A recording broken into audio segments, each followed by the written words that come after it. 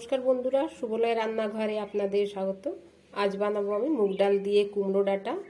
নিয়েছি কয়েকটা কুমড়ো ডাঁটা আছে, পরিষ্কার করে ধুয়ে কেটে নিয়েছি। ছোট আলু নিয়েছি 3-4টে, ধুয়ে পরিষ্কার করে কেটে নিয়েছি।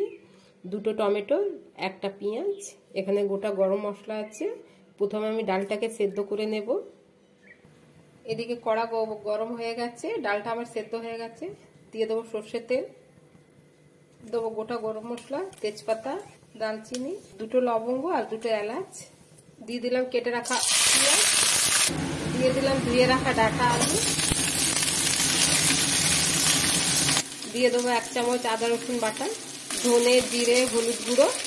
অল্প জল দিয়ে মশলাটাকে কষিয়ে নেবো সবজির সাথে। দেবো কেটে রাখা টমেটো, দেবো স্বাদ মতো লবণ, দিয়ে দেবো 4টে চেরা কাঁচা লঙ্কা। আমার সবজিটা মশলার সাথে ভালো করে কষানো হয়ে গেছে। দিয়ে দেবো জল সেদ্ধ হওয়ার জন্য, ঢাকনা লাগিয়ে সেদ্ধ হতে দেবো। ডাঁটাটা সেদ্ধ হয়ে গেছে, দিয়ে দেবো সেদ্ধ করা ডাল, ঢাকনা লাগিয়ে আর কিছুক্ষণ হতে দেবো। তারপর আমি অন্য একটা পাত্রে ঢেলে নেবো গরম মশলা দিয়ে।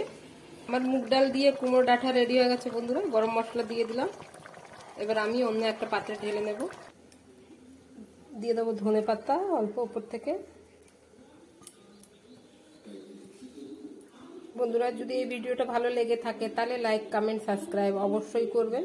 ধন্যবাদ, আশা করি ভালো লাগবে, একবার ট্রাই করতে পারেন।